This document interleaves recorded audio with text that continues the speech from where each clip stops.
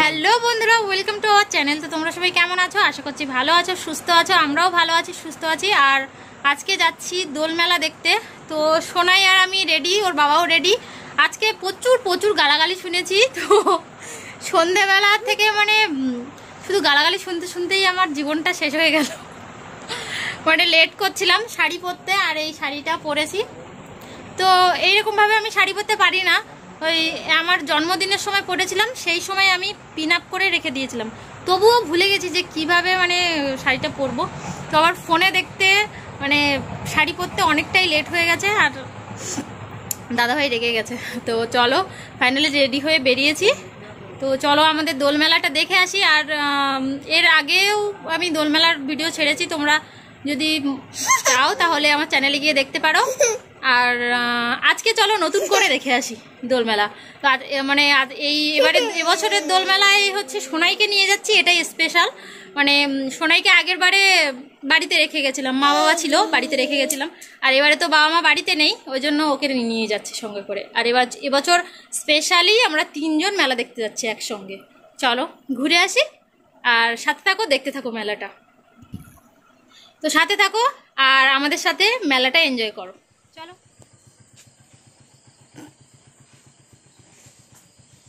হ্যাঁ হ্যাঁ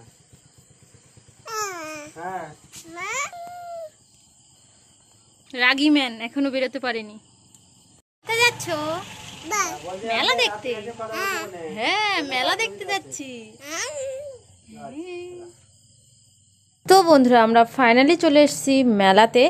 আর এটা কিন্তু সব থেকে বড় মেলা হয় আমাদের এখানে, বিশেষ করে হিঙ্গলগঞ্জ ব্লকের মধ্যে।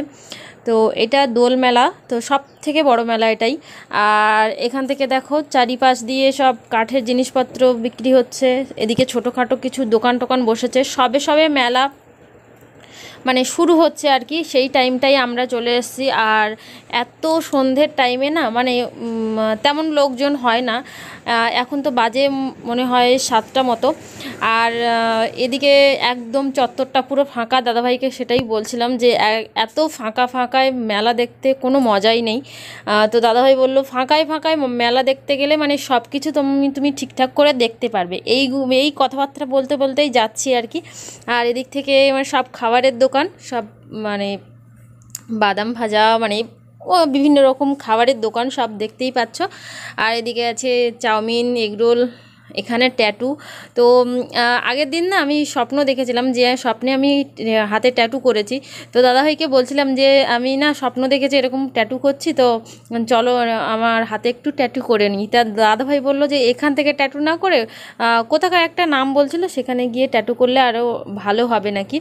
তো জানি না বাবা, আমার ভয় লাগে, মানে ট্যাটু করার ইচ্ছে হয় কিন্তু আমার ভয় লাগে, যে মনে হয় খুব লাগে। জানি না কতটা লাগে কি বৃত্তান্ত, মানে অনেকে দেখেছি ফুলে টুলে যায়। তো সেই জন্য আমি আর সাহস করে করি না। আর মানে আমার ভালোও লাগে না। তো মাঝে মধ্যে একটু আধটু ইচ্ছে হলেও সেটা ওই যাদের হাত টাত ফুলে যায় দেখি, সেটা দেখলেই কষ্ট হয়, ওই জন্য আর মনে হয় না যে বানাই। তো চলো মেলাতে ঢুকে গেছি পুরো। আর এদিকে দেখো শুধু হচ্ছে ওই একটা ট্যাটুর দোকান দেখে এলাম, আর এদিকে আর একটা বড় ট্যাটুর দোকান দেখলাম। আর এদিকটায় পুরোটাই বাচ্চাদের সব হচ্ছে মানে নাগরদোলা আর কি। তো বিভিন্ন রকম নাগরদোলা এসছে, গাড়ি, মোটর বাইক, এদিকে হচ্ছে অ্যারোপ্লেন মতো আছে, তারপরে আর একটা চরকি মতো ছিল, গাড়ি ছিল, ঘোড়া ছিল, অনেক অনেক মানে সব হচ্ছে বাচ্চাদেরই নাগরদোলা। আর এদিকে বড়দেরও আছে, বাচ্চাদের বলে কথা নয়, বড়দেরও আছে, বাচ্চাদেরগুলো একটু বেশি। এদিকে দেখো পুরোটাই বাচ্চাদের গাড়ি, ময়ূর, নাগরদোলা। তো সোনাইকে ভাবছিলাম নাগরদোলায় তুলবো, তো দাদাভাই বললো যে না, ও এখন ভয় পাবে, ও এখন মানে তুলতে হবে না। এদিকে দেখো পুরো সব বাচ্চাদের। আর এখন না মানে বাচ্চারা তো এখনও মেলাতেই এসে ওঠেনি যে মেলায় পুরো নাগরদোলায় উঠবে। যখন পুরো মেলাটা ভর্তি হয়ে যাবে না, একদম কিন্তু বাজারটা গমগম করে, আর এত লোক হয়। তো একটু লাস্টের দিকে মানে মেলার লাস্টের দিকে, এখানে হচ্ছে অনেক দিনই মেলা হয়, তো মেলার একটু লাস্টের দিকে একটু বেশি ভিড় হয়। তো আমরা এদিকে মেলাটাই মানে চক্কর মেরে ঘুরছিলাম। আর এখন যাচ্ছি হচ্ছে মন্দিরের দিকে, যে মন্দিরটায় পুজো হয় এখানটায় আর কি। তো এই যে ঝুলন সব, এখানে দুটো ঝুলন আছে, আর ঝুলন দোলনা বলে আর কি। আর এদিকটাই হচ্ছে এই মঞ্চ করা হয়েছে, এখানে অনেক রকম অনুষ্ঠান টান হয়, সেই জন্য মঞ্চটা করা হয়েছে। আর মানে মেন মন্দিরটা ওটাই।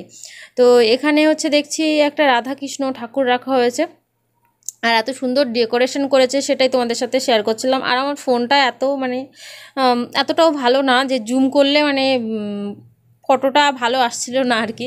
তো কেমন ঝাপসা ঝাপসা হয়ে যাচ্ছিল। যাই হোক, আমি একটু এগিয়ে গেছিলাম ভালো করে তোলার জন্য। আর এই যে মন্দিরটা দেখো, এই মন্দিরটা পুরো চুনি বাল্ব দিয়ে এত সুন্দর করে সাজিয়েছে, আর এখানেও কিন্তু লোক প্রচুর আছে। আর এদিকে একটা দেখো এই যে নাগরদোলা, এখানে মেনলি মানে মেলা মানেই নাগরদোলা আর হচ্ছে খাবারের দোকান আর লোকজনের চেঁচামেচি হই হুল্লোড়, জিনিসপত্র কেনা বেচা, মানে এই সবই আর কি। তো প্রচুর প্রচুর দোকান বসে এখানে, আর এই মেলাটা আমি খুব এনজয় করি। তো এই বড় নাগরদোলার একটা হিস্ট্রি আছে, যেটা হচ্ছে আমার আগের ভিডিওতে দেখে থাকবে তোমরা। ওই নাগরদোলায় মানে বিয়ের আগের বছর একবার উঠেছিলাম, তো ভয়ে মানে কাঁদতে কাঁদতে নেমে গেছিলাম আমার মাসির মেয়ে আর আমি। তো সেখান থেকে চলে এলাম নাগরদোলাটোলা দেখে। এদিকে একটা দোকান পেয়েছিলাম যে পুতুল টুতুল আছে, তো সোনাই বায়না করছিল, তো পুতুল নেওয়ার, তো দেখো কি নিয়েছে।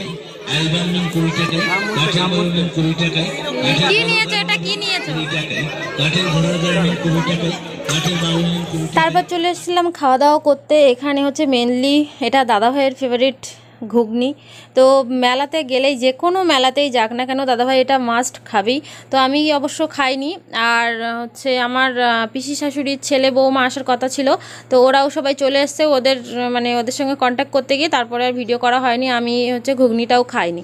তো এরা চলে এসছে মেলাতে, আর ও একটু লজ্জা পাচ্ছিল প্রথম, এখন বুঝতেই পারছো বেশ কয়েকদিন আগে বিয়ে হয়েছে। ওদের বিয়ের ব্লগ হয়তো মানে দিতে পারিনি, আমি বিয়েতে ছিলাম না, বউ ভাতে গেছিলাম। তো ছোট্ট একটা ভিডিও তোমাদের সাথে শেয়ার করেছিলাম।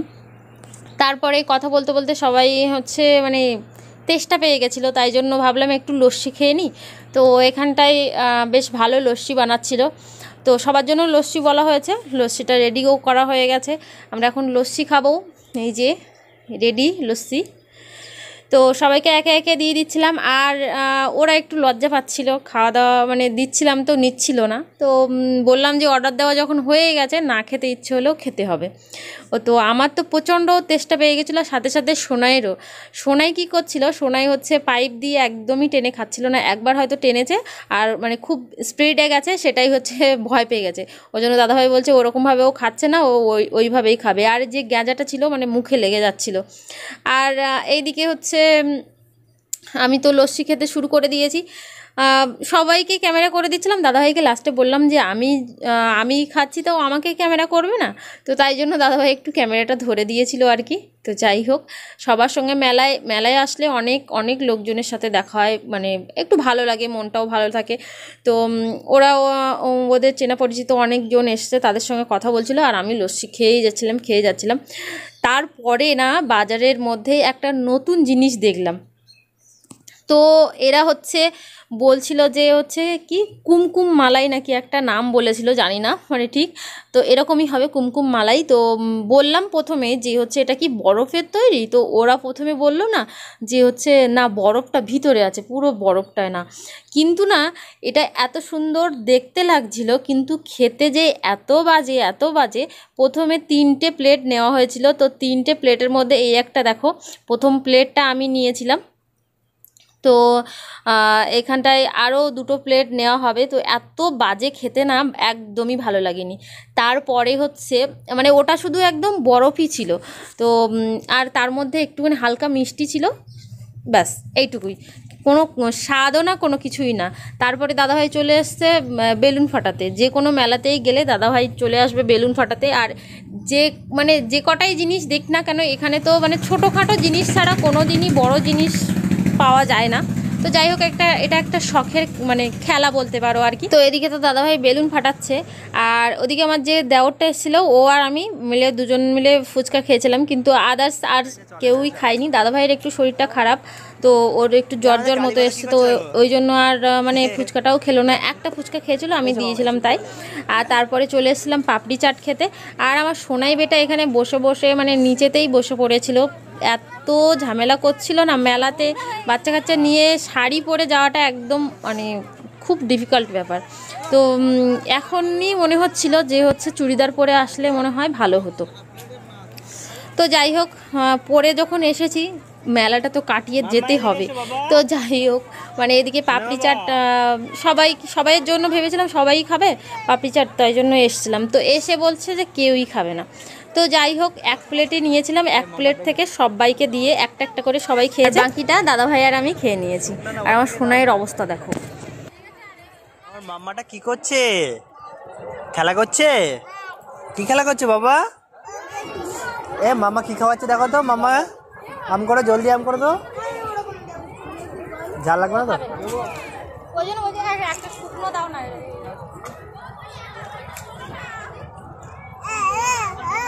আচ্ছা আচ্ছা দিচ্ছি।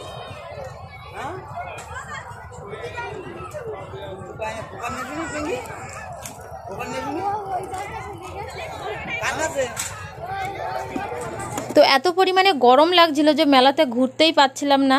আর তার উপরে হচ্ছে শাড়ি পরে এসছি, বুঝতেই পারছো। তো পরে যেদিন আসবো সেদিন মেলাটা পুরো তোমাদেরকে ঘুরে দেখাবো। তো চলো আজকে মতো বাড়ি চলে যাই, তারপরে বাড়ি গিয়ে কথা হচ্ছে।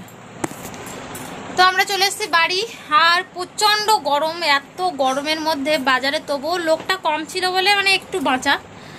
আর আমার সোনাই তো মানে কোলের থেকেই নামছে না। আর আমি শাড়ি পরে একদম পুরো গরমে তারপরে যাচ্ছে তাই অবস্থা। তো চলে এসেছি মেলা, মানে ঘুরে কিছুই কেনাকাটা করিনি তেমন একটা। দাদাভাই একটা পট নিয়েছে, আর একটা হচ্ছে কাঁচের গ্লাস মতো নিয়েছে, কাপ আর কি বড়। আর সোনার জন্য একটা ওই যে চুনি বেলুন জ্বলছে একটা কিনে রাস্তায় এসেই সঙ্গে সঙ্গে ফাটিয়ে ফেলেছে, আর সেখান থেকে মন খারাপ। তারপরে ওর বাবা গিয়ে ওটা আবার নিয়ে এসছে, তারপরে মন ভালো হয়েছে। তো চলো আগে একটুখানি চেঞ্জ করে নিই, ফ্রেশ হয়ে নিই, তারপরে দেখাচ্ছি কেমন পট। আর নিয়ে এসছে দুটো জিনিস নিয়ে এসছে, আর একটা ব্যাগ কিনেছি। এই যে আমি নেওয়ার মধ্যে এই ব্যাগটাই নিয়েছি, কারণ জিনিসগুলো সব হাতে করে নিয়ে আসছিলাম, তাই জন্য এই ব্যাগটা নিলাম। 100 টাকা নিয়েছে। চলো একটু ফ্রেশ হয়ে নিই আগে, এই এত ভারী শাড়ি পরে গরম যা লাগছে, চেঞ্জ করে নিই।